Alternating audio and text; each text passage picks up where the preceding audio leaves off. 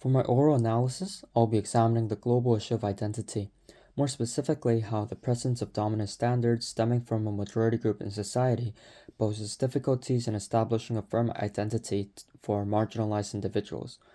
To explore this, I'll be examining the non literary text, which is a film, The Butler, directed by Lee Daniels, and the literary text, The Bluest Eye, written by Toni Morrison. Both texts reveal the difficulties in forming an identity by illustrating the cognitive dissonance characters experience, shown through the lens of double consciousness. Cognitive dissonance is the discomfort that results from holding conflicting ideas, and double consciousness is the sense of duality arising from being both African and American in the context of these two texts. I will first examine the non literary text, The Butler, a film directed by Lee Daniels, depicting events that show how African Americans form their identities depending on social experiences. The film focuses on Cecil Gaines, a black butler working in the White House. The concept of identity will be analyzed through the tension between Cecil and Lewis due to their different approaches to enhancing black equity in the white dominant society. My extract is taken from the scene where the Gaines family and Carol eat dinner together. In the scene where Lewis meets Dr. King, Lewis learns that the black domestic, including his father, earned black rights by being subversive through being subservient. The hard work ethic makes Lewis understand the contributions of the black domestics, which he has rejected all his life. This is shown by high-key lighting where shots showing Lewis become brighter after he learns his new viewpoint, demonstrating that he has gained new insight and thus enlightened. This alters Lewis's existing thoughts about the black domestic and therefore his black identity. However, in the extract, Lewis's disbelief of subservience breaking down racial barriers is shown through Lewis's costume, a beret hat and leather clothing. The beret, a symbol for nonconformism, is worn by Lewis's political affiliation, the Black Panther Party, to represent their black equity cause. The leather clothing reflects his radical change in beliefs that conforming will not work in the blacks' favor. Therefore, although he understands the need for conformism, he is not entirely supportive. Due to this cognitive dissonance, establishing identity becomes difficult for Lewis. This leads to the second idea of the discomfort of self-defense classes. At the beginning of the film, the butler mentor Maynard tells Cecil that to get up in this world, we, African Americans, have to make them, whites, feel non-threatened. Therefore, the self-defense classes cause cognitive dissonance for Cecil. The close-up of Cecil shows his instantaneous pause. Eye tracing shows how Gloria detects this pause and discomfort and changes the topic of the conversation.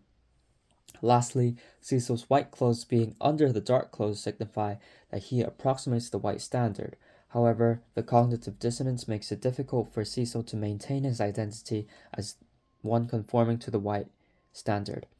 This sense of cognitive dissonance is also shown in the court scene where Cecil grabs Lewis by the collar, showing tension. Sight lighting is used as only half of Lewis's face is shown with light.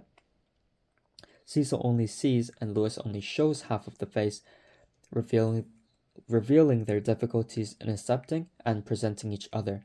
This hinders their interaction and therefore disrupts the formation of their identities.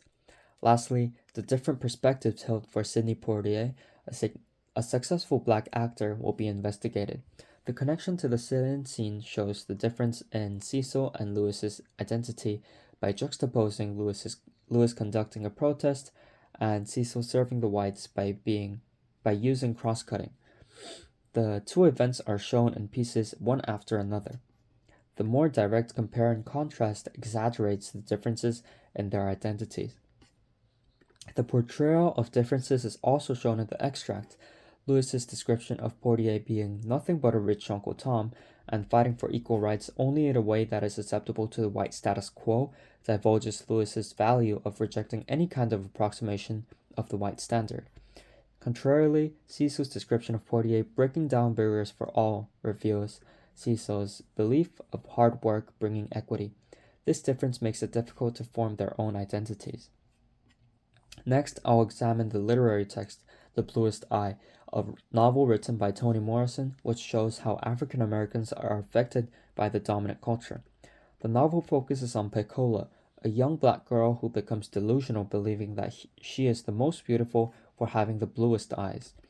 I will examine the concept of identity by looking at the chronological transition of Claudia's perspective towards the white standard from pristine sadism to fabricated hatred to fraudulent love.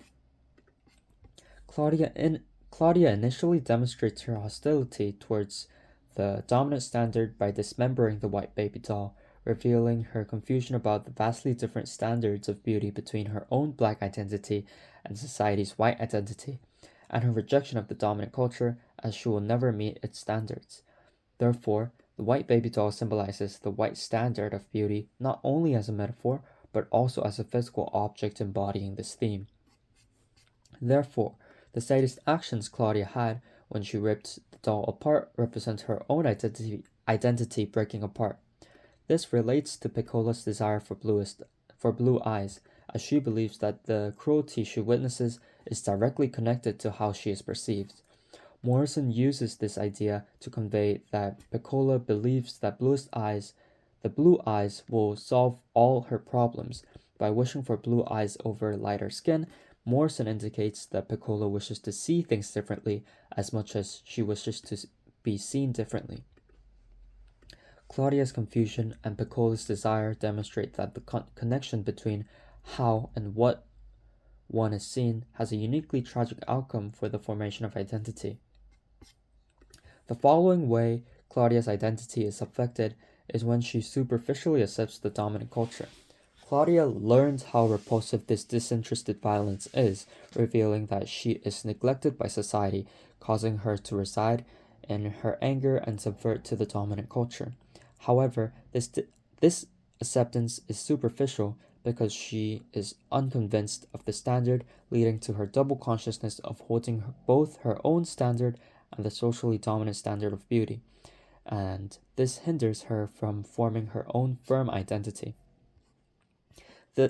This sense of double consciousness is also shown in the first section of Winter, when Claudia and her friends walk past the theater. Morrison highlights hair as a critical element of beauty standards, as Shirley Temple is idealized for her blonde curls, while Pecola is criticized for her dark curly hair. Claudia, believing that the dark-haired Hedy Lamarr is prettier than the blonde Betty Grable, suggests that she still has her own standard after accepting the white dominant standard. This indicates her double consciousness. Ultimately, Claudia chooses to love the dominant culture, although she is still critical, describing the love as a mere hiding place for her hostility towards white culture. This is evident as Morrison utilizes paradoxes to describe the transition of Claudia, pristine sadism to fabricated hatred to fraudulent love, indicating that her love is fake since it was conditioned by society. Morrison describes this love as being learned. This is also shown in Summer, where Pecola believes that she has the bluest eyes and goes mad. By fully accepting the white ideal, this mark of conventional white beauty makes her beautiful, but only at the cost of accurately seeing both herself and the world around her, depriving the formation of her own identity. She believes that this mark of conventional white beauty would change the way that she is seen and sees the world. By fully accepting the white ideal, she sees herself as beautiful with her blue eyes, but only at the cost of accurately seeing both herself and the world around her, depriving the formation of her own identity.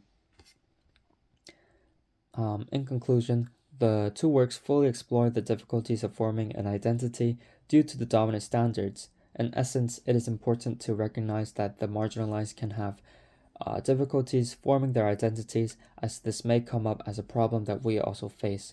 Understanding their hardships and point of view will act as a way in which we unravel our own difficulties that appear in the formation of our own identities.